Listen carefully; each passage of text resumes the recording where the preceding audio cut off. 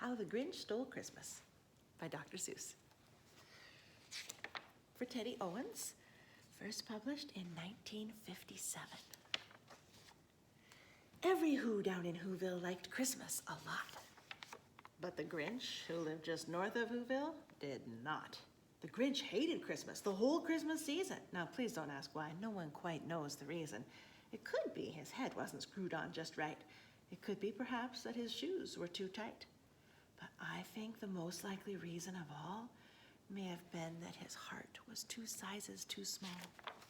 But whatever the reason, his heart or his shoes, he stood there on Christmas Eve hating the Whos, staring down from his cave with a sour, Grinchy frown at the warm, lighted windows below in their town. For he knew every Who down in Whoville beneath was busy now, hanging a mistletoe wreath. And they're hanging their stockings, he snarled with a sneer. Tomorrow is Christmas, it's practically here. Then he growled with his Grinch fingers nervously drumming. I must find some way to stop Christmas from coming.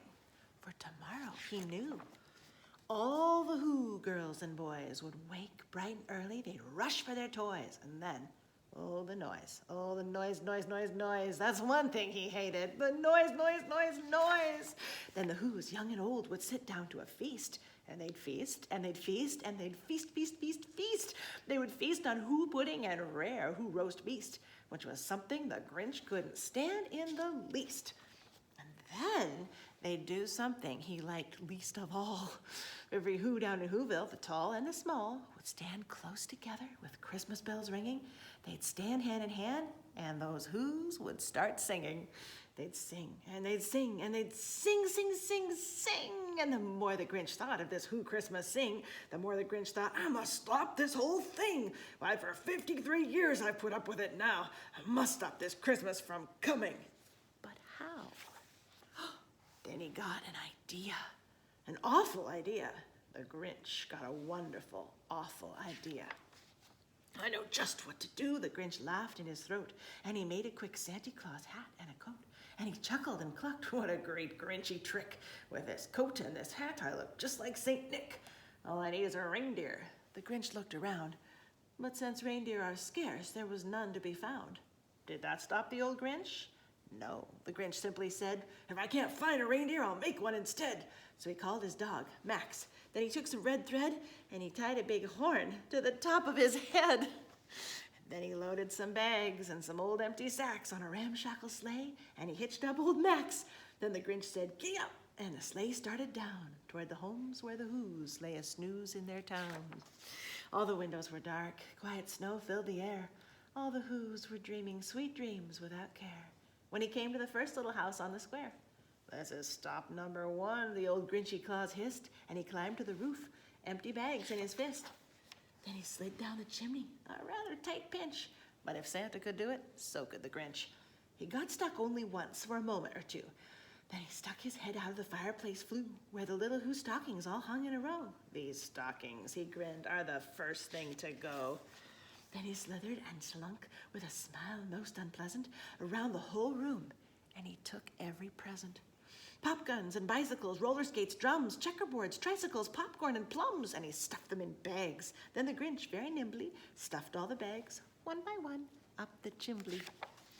Then he slunk to the icebox. He took the Who's feast. He took the Who pudding. He took the roast beast. He cleaned out that icebox as quick as a flash. Why, that Grinch even took their last can of Who hash. Then he stuffed all the food up the chimney with glee. And now, grinned the Grinch, I will stuff up the tree.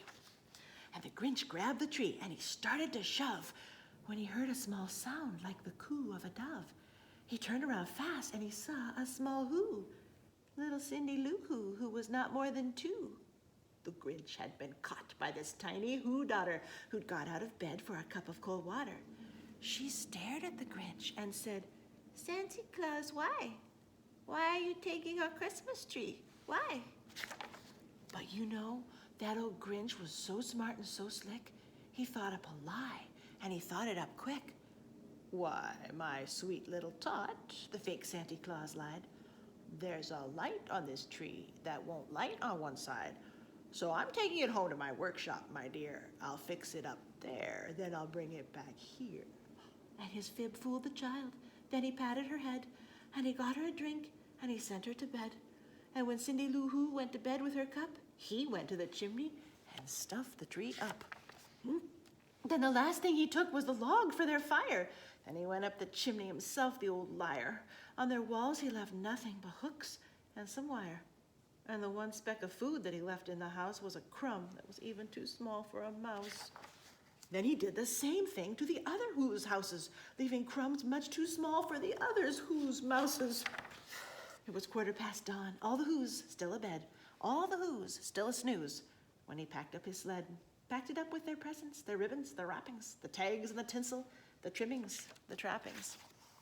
3,000 feet up the side of Mount Crumpet, he rode with his load to the tip-top to dump it. Pooh-pooh to the Who's, he was Grinchiously humming. They're finding out now that no Christmas is coming. They're just waking up. I know just what they'll do. Their mouths will hang open a minute or two. Then the Who's down in Whoville will all cry, boo-hoo. That's a noise, grinned the Grinch, that I simply must hear. So he paused, and the Grinch put his hand to his ear.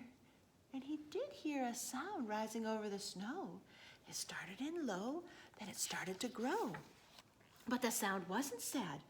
Why, this sound sounded merry. It couldn't be so, but it was merry, very. He stared down at Whoville. The Grinch popped his eyes, then he shook. What he saw was a shocking surprise. Every Who down in Whoville, the tall and the small, was singing without any presents at all.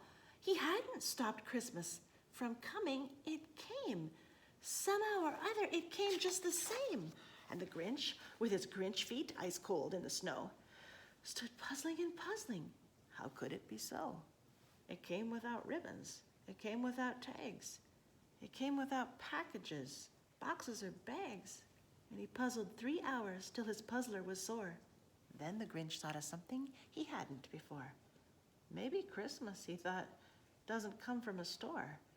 Maybe Christmas, perhaps, means a little bit more. Well, what happened then? Well, in Whoville, they say that the Grinch's small heart grew 3 sizes that day. And the minute his heart didn't feel quite so tight, he whizzed with his load through the bright morning light, and he brought back the toys and the food for the feast, and he himself, the Grinch carved the roast beast. That is how the Grinch stole Christmas.